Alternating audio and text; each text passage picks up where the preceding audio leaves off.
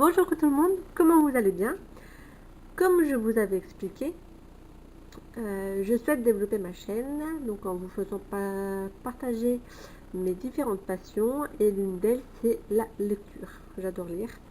Donc comme je vous ai déjà expliqué, je n'achète pas les nouveautés parce que ça me coûterait trop cher, parce que je lis assez rapidement. Bon là c'était les vacances donc j'ai pas trop lu parce que je suis allée chez ma mère et j'étais voir toutes les copines, etc. Donc j'ai lu 2 livres pour l'instant, sachant que la vidéo ne sortira pas tout de suite parce que faire une vidéo pour 2 livres, non. Donc je vais certainement attendre d'en avoir lu un autre ou voire même 2 autres avant de vous sortir cette vidéo. Donc le premier livre que j'ai lu là, pour les vacances, c'était Au bout du voyage. Donc c'est un livre de Meg Rosoff, des éditions... Est-ce qu'il y a des noms d'éditions? Non.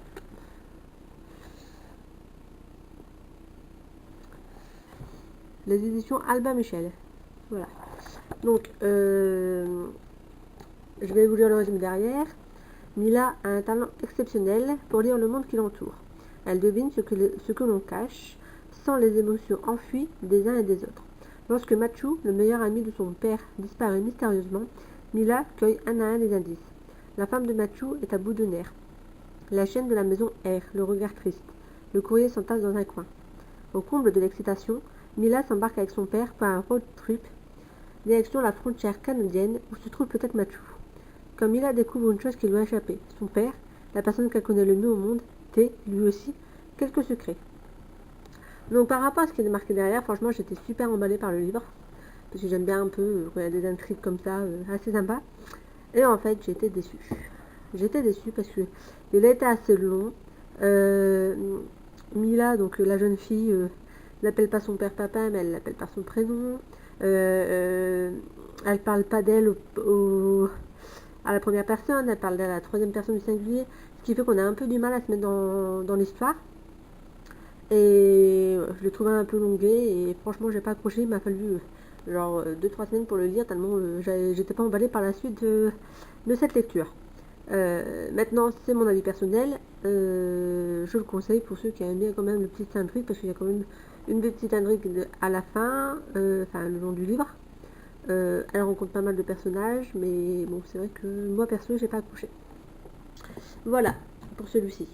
Le deuxième livre que j'ai lu, c'est Confidence d'une fille en colère.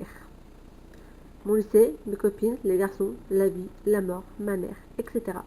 De Louise Rosette, des éditions Darkis. Donc, pareil, il n'est pas tout nouveau ce bouquin, il date de quelle année? Attendez que je vois s'il y a une année décrite quelque part. Normalement oui, il y avoir une année décrite quelque part. De 2004. Le dépôt légal a été déposé en juin 2013. Donc il date un peu ce bouquin. Donc je pense que vous allez pouvoir le trouver dans pas mal de médiathèques si ça vous intéresse. Donc comme pour l'autre, je vous lis l'intrigue derrière. Bienvenue dans ma vie. 1. Ma famille a explosé. 2. Mon lycée est une jungle. 3. Mes camarades de classe n'ont que 2 mots de vocabulaire. Cool et fuck. 4. Ma meilleure amie ne pense qu'à perdre sa virginité. Et moi, je me sens comme au milieu des aliens, et j'ai constamment la rage. Je donnerai tout pour remettre les compteurs à zéro, ramener papa à la maison, entendre de nouveau rire maman, me chamailler avec mon petit frère comme avant. Seulement, plus rien n'est comme avant. Même pas moi. La preuve, je viens de recevoir mon premier baiser. Donc celui-ci, je l'ai lu en 3 jours, parce que j'ai vraiment accroché. Donc c'est un livre qui fait que 379 pages. Donc c'est pas un gros livre non plus. J'ai vraiment accroché parce que on voit vraiment que la jeune fille elle passe par différentes émotions, la tristesse, la colère, le doute, la jalousie. Donc il est vraiment sympa ce bouquin.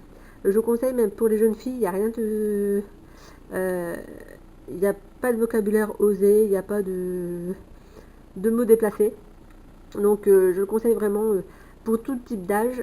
Franchement il est super sympa. Après moi c'est vraiment le style que j'aime bien donc voilà, celui-là je vous le conseille si vous aimez bien un peu vous replonger, on va dire, dans vos années lycée, et avec le décalage un peu de ce qu'on vit à l'heure actuelle, de ce qu'on ressentait quand on était ado, et comment on, quand on y repense, comment on revoit ça. Enfin voilà, il était sympa. Donc j'en ai d'autres à lire. J'en ai pas mal, j'ai une bonne pile hein, de prévues. C'est dans mon sac là-bas. Attendez, je vais vous montrer. Hop, voilà. J'ai une bonne pile de bouquins encore à lire. Donc je sais pas lequel je vais prendre par la suite. Mais voilà, je pense que ça devrait arriver. Comme j'ai fini celui-ci, je vais certainement commencer un autre dans la journée. Et puis la vidéo là sortira, je pense, samedi. Je vais essayer d'en lire encore un avant samedi. Et comme ça, je vous sortirai cette vidéo samedi. Vu que j'en ai pas sorti la semaine dernière. Voilà, voilà. Bon, allez, ciao. À plus quand il y aura la suite de la vidéo. Coucou tout le monde. Donc, on se retrouve pour la suite de la vidéo sur les livres que j'ai lus, donc juillet-août. Donc, je vous en ai déjà présenté deux. J'ai essayé de lire celui-ci. Donc, ce que j'étais de Microsoft. J'ai lu les 3 ou 4 premiers chapitres et j'ai vraiment pas accroché. Donc, je me suis arrêtée parce que ça me plaisait pas. Pourtant, derrière, ça me plaisait bien en fait.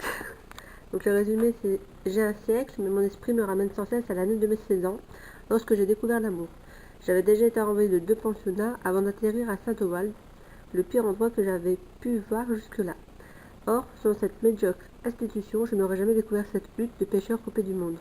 Sans elle, je n'aurais pas rencontré Finn. Sans Finn, vous ne seriez pas sur le point de lire mon récit. Donc, moi, j'ai pas du tout accroché. Après, pourquoi pas. Il n'est pas très très grand comme bouquin pourtant, mais voilà, je vous dis, j'ai lu 3-4 chapitres et ça m'a pas plu spécialement. Voilà, donc de suite, je me suis rabattue sur Geek Girl, donc le tome 1 de Holly Small. Donc pareil, comme je vous ai déjà expliqué, c'est pas des livres super récents parce que moi je prends tout à la médiathèque. Donc, et franchement, j'ai adoré, je l'ai lu en une journée. Et je vais prendre la suite parce qu'évidemment c'est le 1, ce qui veut dire qu'il y a d'autres tomes. Donc derrière, le résumé. Je m'appelle Harriet Manners et je déteste la mode. Sincèrement, je préfère savoir que lors d'un éternuement, tous les organes s'arrêtent, le cœur compris. Qu'une cuillerée à café d'étoiles à neutrons pèse des milliards de tonnes.